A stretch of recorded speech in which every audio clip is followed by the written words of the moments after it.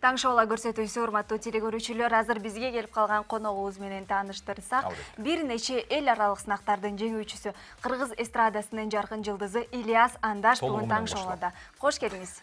Саламатсыздарбы, кутмандуу таңыңыздар менен. Бирге болсун. Бирге болсун. Маанайыңыз жакшыбы? Жакшы, жакшы. Сиз эртең менен эрте турасызбы? Жумасына 3-4 жолу эртең менен эрте турам. Эмне кыласыз эрте туруп? Жумушка барам, иштейм, таңкы эфирлерге чыгам, таңкы радионун эфирлерине чыгам. Дей койчу, көп эле жумуштар болот. Эң сонун экен. Акыркы жаңылыктар менен бөлүшөт эң алгачкы сурообуз. Эми азыркы учурда жаңы ырлардын үстүндө иштеп атам. Ага себептер бар. Кудай буйрса ушул күздүн аягындабы деп атамбы, же эмки кыштын жаңы жылынан кийин деп атамбы, өзүм жеке концертин тартууласамбы деп азыр жаңырлардын үстүндө, жаңы клиптердин үстүндө анан жаңы форма бүт эле ошол ызчуунун үстүндө чыгып жатам да. Биздин эфирибизде алгачкы саатта Кыргыз Республикасынын эл артисти Юрий Бабков келип кетти да. Анан көрсө а киши ошол баягы музыка дүйнөсүнө, чыгармачылык чөйрөгө апасы аркылуу келген экен. Эмне дегенде көрсө апасы гитара чертип, ал эми жанына кошуналары болсо баян чертип, ошолордун угам деп стол астына кирип алып, тымызын кулагына сиңирип отуруп, анан кийин өзү бышылып жеткен экен да. Сиздин чыгармачылык жолуңуздагы баш атыңыз, алгачкы кадамдарыңыз Каракол шаарында башталган, Бакайтуу болсо керек, жаңылышпасам. Ошол күндөрдөн бир элес бир сүртүн кылып айтып кетсеңиз. Кантип аралашып калдыңыз? Ага да себепкер менин ата-энем, көбүнчө атам, себеп дегенде атам да, апам да маданият кызматкерлери ушу Каракол жергесинде.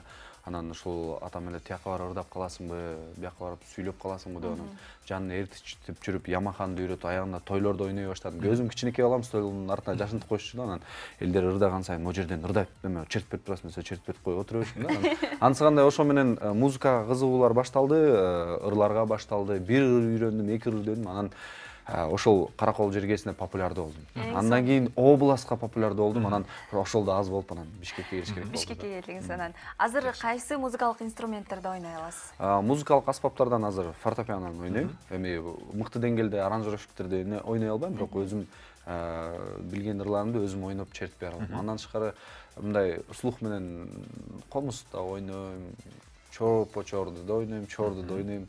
Ушу гитараны үйрөнүп албай койдум такыр. Шыгым жок экен да. Жакшы. Чыгармачылык чөйрөдө сиз кайсы мындай ырчы булар менен бир мындай жоңода ырчылык катнашта эмес, мындай үй-бүлөлүктө катнашта болуп, жакын шеринеш болуп жүрөсүздөр? Азыр бардыгы менен эле дос болгонго аракет кылам, бирок бардыгы менен мындай тыгыз катыш болуп кеткенбиз. Анан кээ бир ошо досторубуз бар, Курал Чокой, Кайрат Баймирдиев, добурлар болуп, баарыбыз биргеликте бир шерине ойнойбуз. Көп достор бар, акта жалаң эле ырчылар эмес, добурлар дегенде башка. Добурлар барбы? Көп адамдар бар да, анан ырчылары, жалгыз эле ырчылар эмес, ар тараптуу адамдар менен биргелиштикте болгонбуз. Ошол достор менен шерине жейбиз, катышабыз, карым-катнаштабыз, ар дайым тыгыз байланышта болобуз. Биздеги бар маалыматты сиз тастыктап өтсөңүз, телекөрүүчүлөрүбүз да сурап калды, ошо эфирдин алдында Ильяс Андаш келет десек. Сиз өмүрлүк жубайыңыз Сүйүү жеңебиздин аты. Социалдык тармактар аркылуу таанышкансыз деген имиштер айтылып келет. Эми азыркы учурда бардык үйлөнүп аткан жаштардын баары эле социалдык тармактардан таанышат болуш керек. Мурун Каракол жергесинде болсо, Каракол жергесинен эле кыз таап эле ошентип үйлөнүшсө, азыр кан алмашуу процесси жеңил болуп калган да, себеп дегенде социалдык тармактар аркылуу таанышып, андан кийин жолугушуп, анан көп эле турмуш улуп атса керек. Биз деген социалдык тармактарда таанышканбыз, бирок көл жергесинде бир жакшы пансионаттарда кезигип калганбыз да, ошондон улам анан сөз. Демек мүмкүн экен да. Сөз түрдө. Мүмкүн экен. Бирок сиз айтып калат экенсиз, негизи үй бүлөм менен чыгармачылыгымды аралаштыргым келбейт. Мисалы, жубайымды калың элдин алдына алып чыгып интервью берүүнү каалабайм, жактырбайм дейт экенсиз. Бирок ошол эле учурда, мисалы, каалагандар социалдык тармактан, мисалы, ошол эле Инстаграмдан кирип, сиздин жубайыңыз эмне тамак ичет, кайсы жактан кийинет, аны деле көрүп алса болот да. Эми ал деген ал адамдын жеке жашоосу да. Ар бир адам эле тамак жасагандарын же мындай кылат болуш керек. Чыгармачылык, шоу-бизнес бул башка нерсе. Мен ушул мурун деле кыздар менен сүйлөшүп калганда мындай бийчи болобу же ырчы болобу такыр сүйлөшчү эмесмин. Мен жубайым башка кесиптин ээси болуш керек, башка адам болуш керек деп өзүм ичиме процесс коюп алгам да.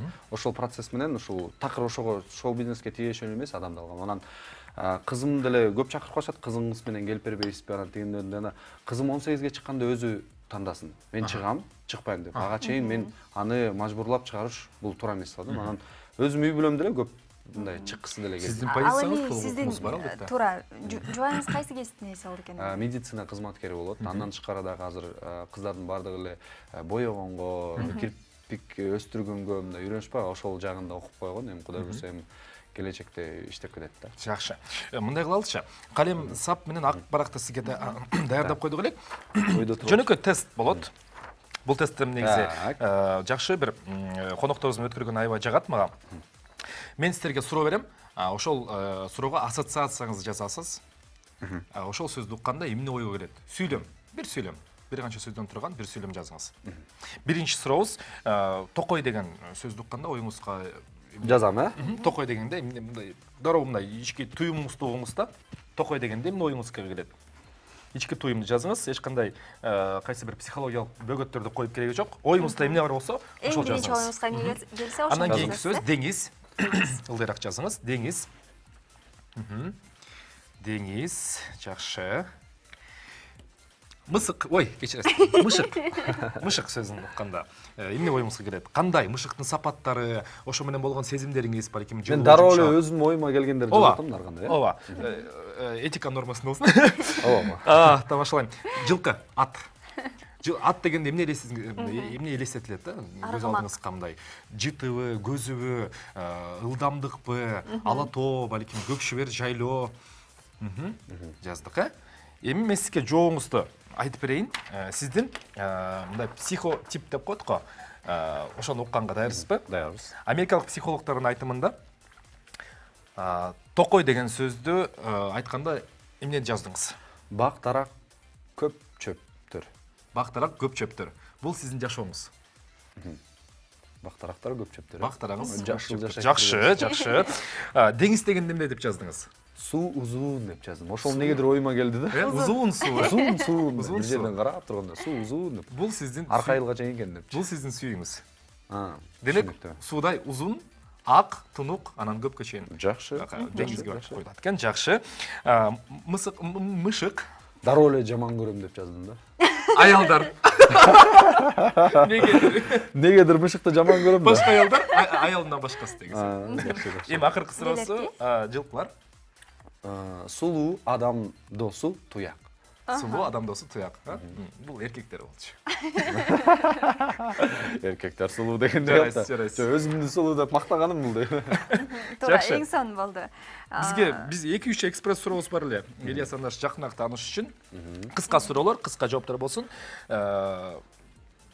Сиз кичинекей бөбөккө сүйүү эмне экен деген суроого кантип түшүндүрүп берет элеңиз? Сүйүү эмне экен десе, кичинекей бөбөк. Апаңды жакшы көрөсүңбү дейт элем анан. Ооба, жакшы көрөм, ошол сени сүйүүң деп. Жакшы. Фантазияңызга жараша жаныбарлардын кандай өзгөчөлүгүн сизде болсоңуз деп дейт элеңиз да? Учкум келет.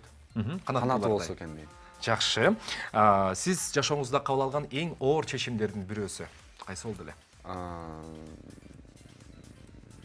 Эң оор чечимдердин бирөө.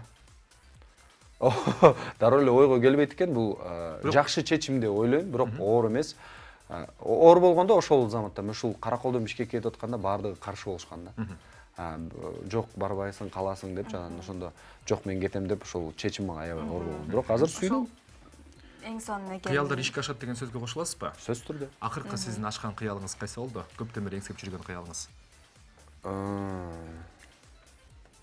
Эми акыркысын эсимде жок, аны отуруп алып эстеш керек экен да. Бул шаарга келгенде 8 жыл, 9 жыл бою батирде жашап жүрө берип, анан өзүмдүн батирим болсо экен, качан өзүмдүн батирим болот деп, анан ошол кыял ишке ашканда мындай үйүм бар Бишкекте деген эң сонун экен. Жаттап болгондо, ооба. Чыкпайчы. Каалаган эмнеси үңкүрдө болсо үйүм дейт го, ансандай өзүм жатып алган эмнеси. Эң сонун. Туура айтасыз, негизи кыялдар орундалсын, жана кыялданууну унутпайлы демекчибиз. Ал эми азыр болсо биздин телекөрүүчүлөр үчүн кайсы музыкалык чыгарманы аткарабыз? Акыркы клипим чыккан, кыздар деп, ошол чыгарманы аткарып берейин. Бардык жалпы кыздарга арналат. Анан бизде ассоциация мындай болуп калганда, кыздар десе деле клипке дароо эле модель кыздарды тартуу.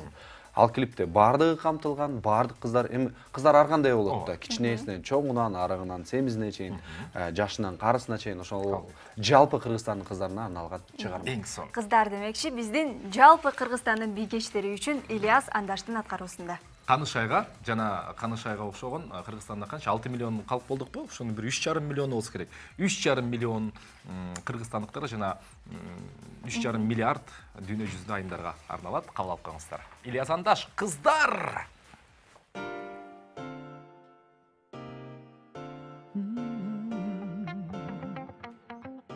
Чоордасаңыздар болот. Сөз дегенде жандырдайсыз,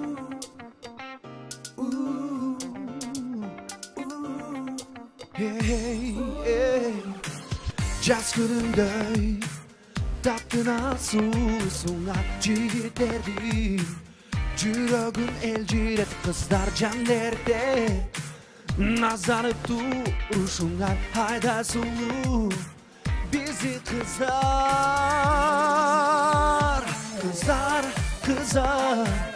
болбогула жигитке кайгы муңзар Түбөлүккө сүйүп жүрбөтүлүчү кыздар Күн келбесин силер үчүн жүрөк бузар Бизи кыздар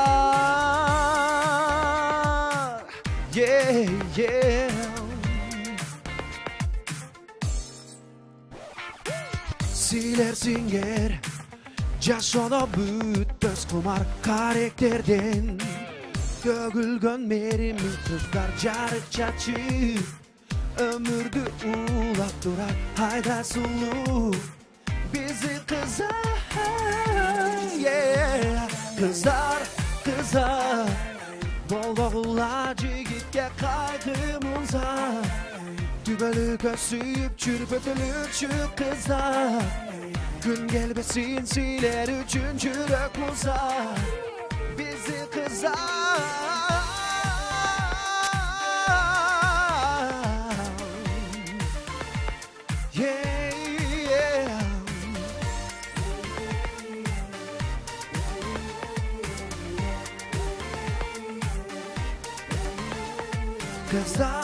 Kızar Bolbogula jigitke kaygı muzar Түбөлүккө сүйүп жүрбөтүлүчү кыздар Күн келбесин силер үчүн жүрөк музар Бизи кыздар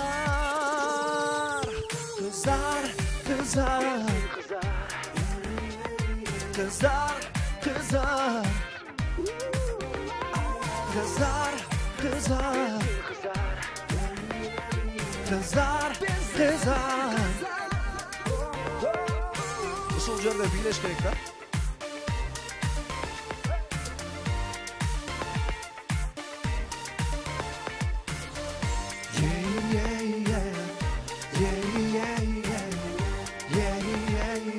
Ушул жерден керек,